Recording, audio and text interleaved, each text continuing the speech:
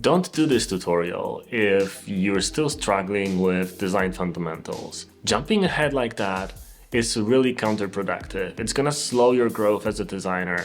So don't do those fancy animations or illustrations tutorials, because first you really need to get those fundamentals right. You need to know how to design something simple, minimal, before you go for the flashy. I have a set of courses that can help you with that, but I also have a lot of free tutorials here on YouTube that you can use right now. And if you're just at the beginning of your journey, these are gonna be a lot more helpful to you than this flashy thing that we're gonna do today. My main goal here with this channel and with everything that I do is for you to grow.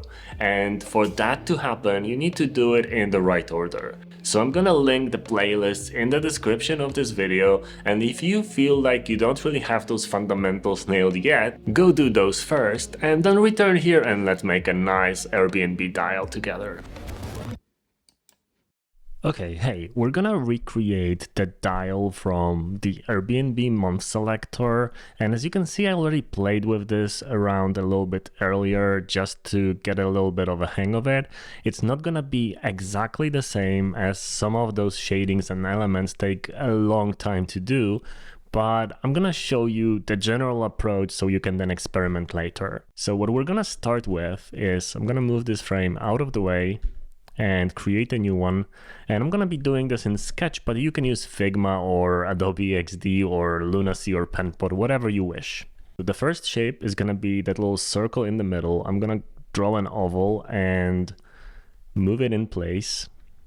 Just make sure that it's the right size, and you can change the opacity of it. What I like to do is to pick a color that's not already there, so maybe like a blue, just to be sure that it's in the right position.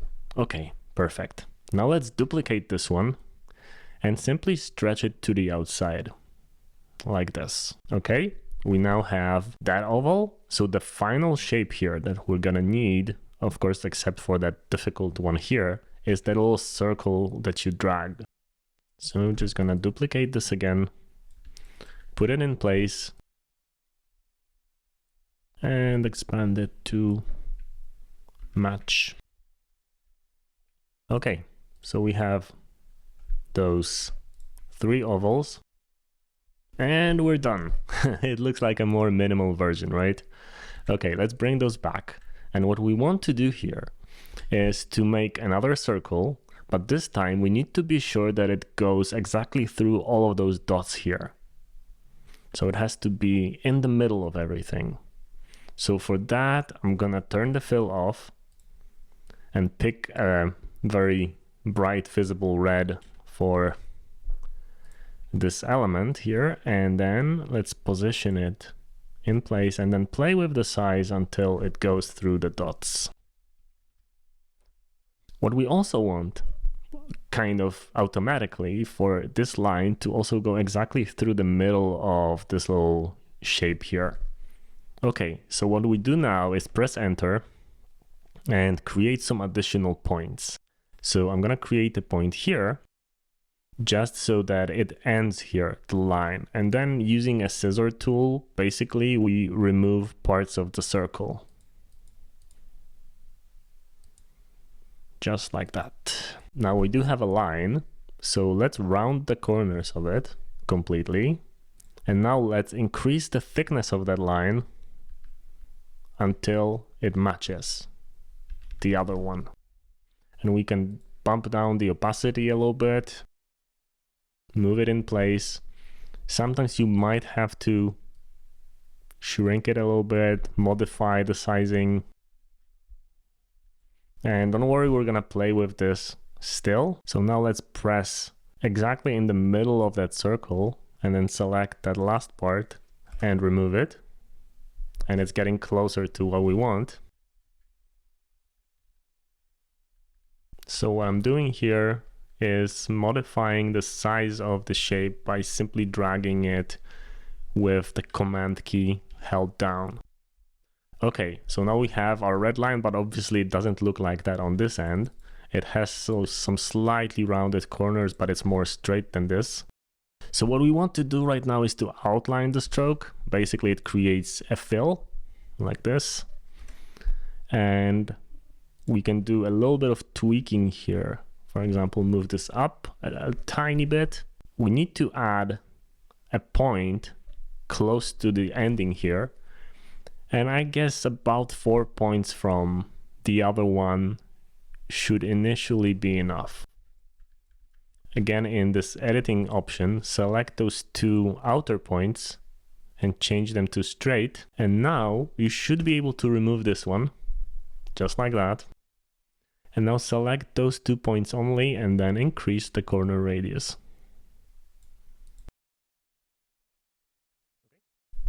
Yeah, looks exactly the same as the shape that we had before. So now let's move this to the side like this and we're done. No, just kidding. Obviously we need to do a couple more things here. So let's grab that oval over here and place it on top. And let's start with this one. So let's start with the borders. It is a gradient.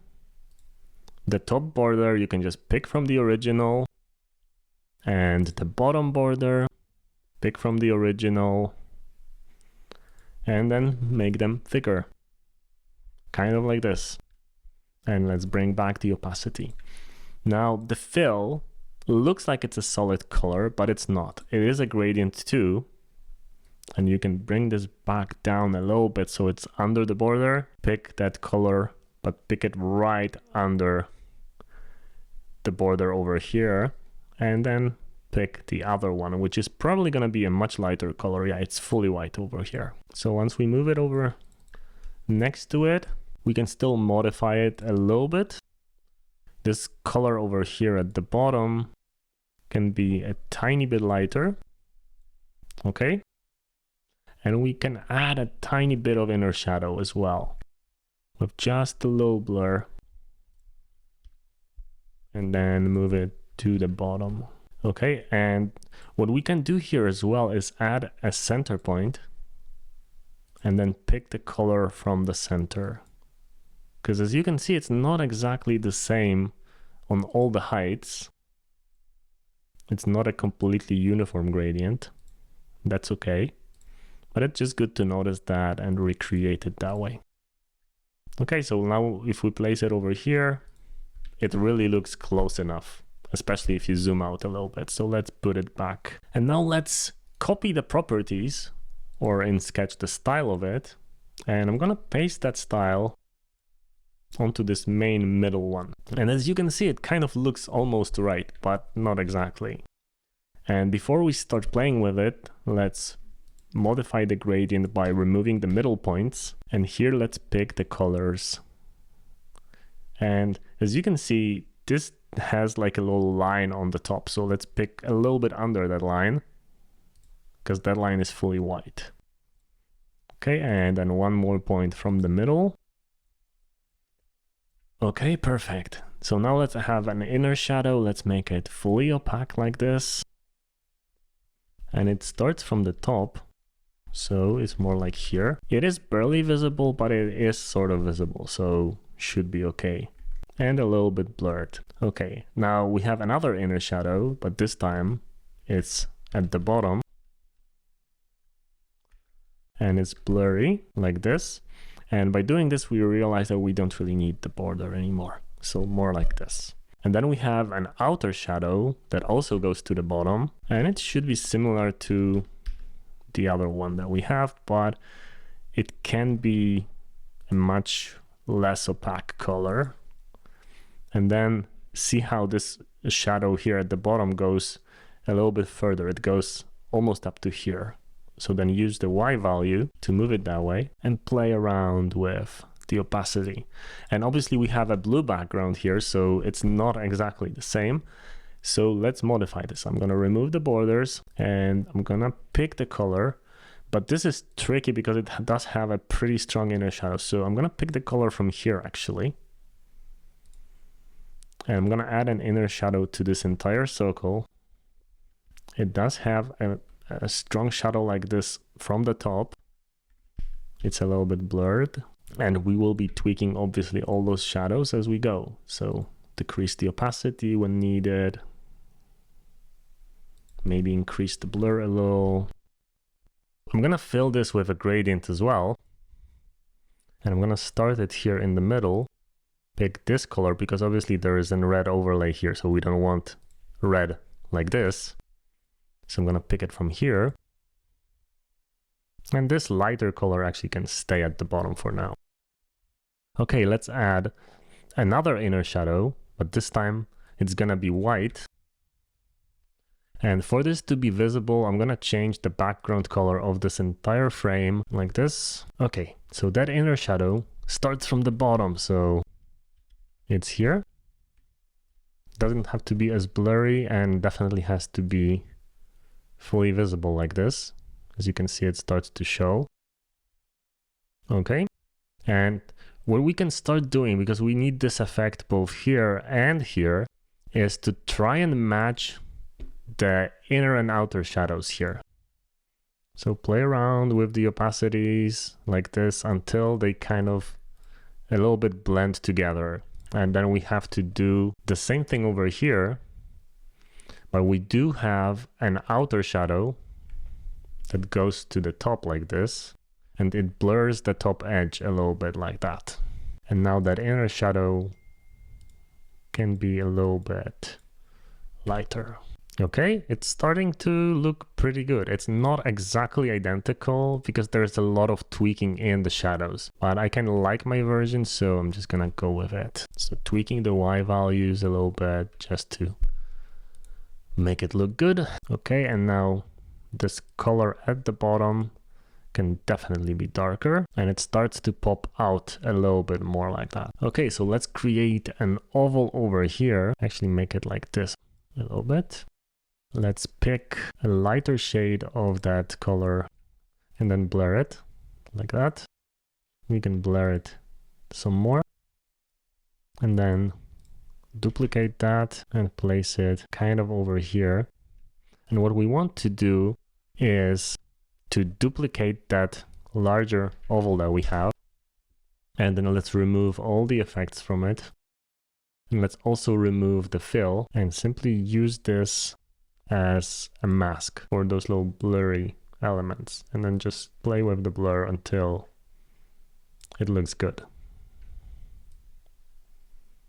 And you might have to duplicate it, move it somewhere, just kind of find the space where it works well. Okay, let's go and now finally modify the color of this element. So this is a gradient, but to make this work properly, we need to go to a radial gradient and then basically use the radial gradient in a way where it goes exactly the same path as the object. So you might have to move it a little bit, modify it. That should be roughly it. So we have colors starting from here to here. This color is completely not important. So just like we did before, let's go over here and I'm gonna pick this color. Obviously it has a little bit of a shadow here, so don't pick the shadow, pick the lighter part. Now go a little bit further. Just try to remember to pick from roughly the same spot. And a couple more. One more time from here.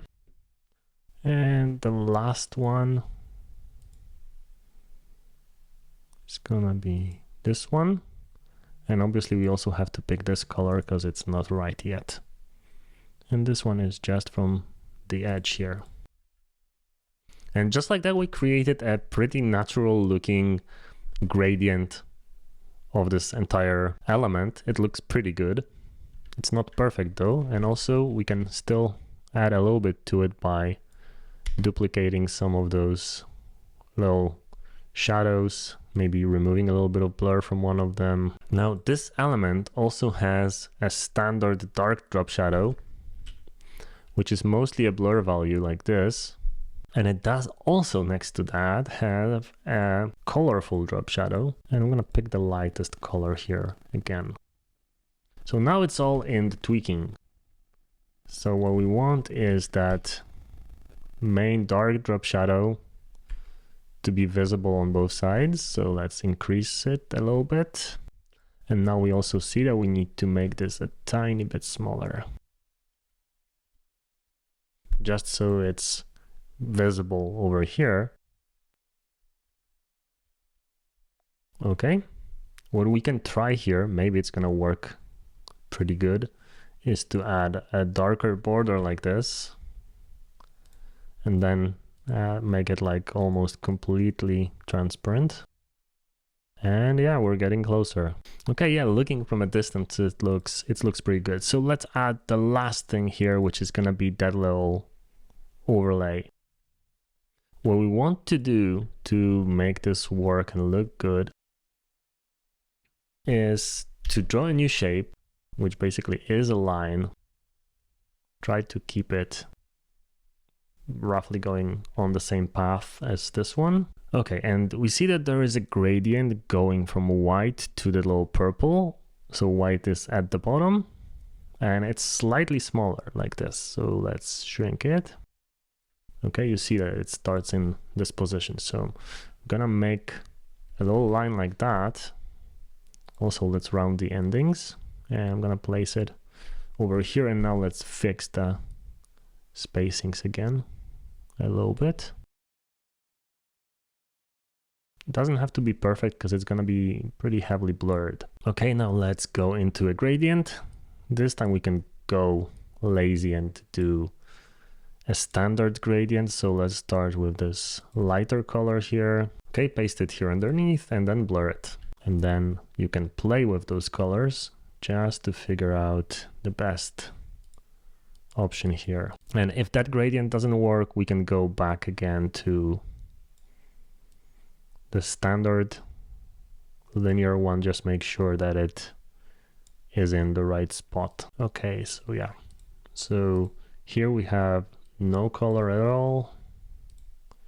Here we have this slightly whitish hue and then the more purple one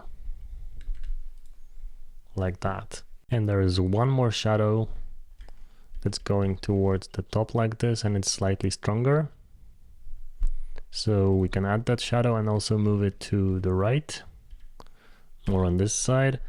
And here, let's pick a dark color, but with a little bit of red in it, and then simply decrease the opacity until it looks similar. And now when we have that stronger definition, we can also decrease the opacity on the border. And yeah, just like that, you can create the shape.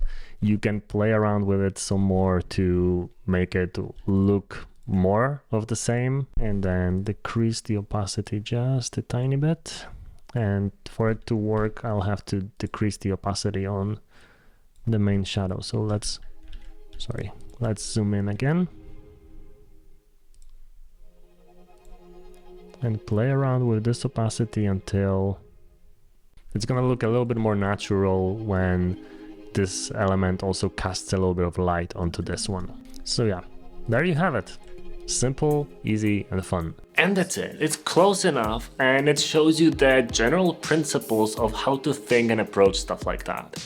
And I also have a couple of videos on this channel that can teach you how to use inner shadows, outer shadows, and other effects to create realistic looking things. I'm also gonna link this in the description. So having those graphics design skills will help you express yourself in a little bit fuller way, and I think it's really good and it's gonna help you have a beautiful day.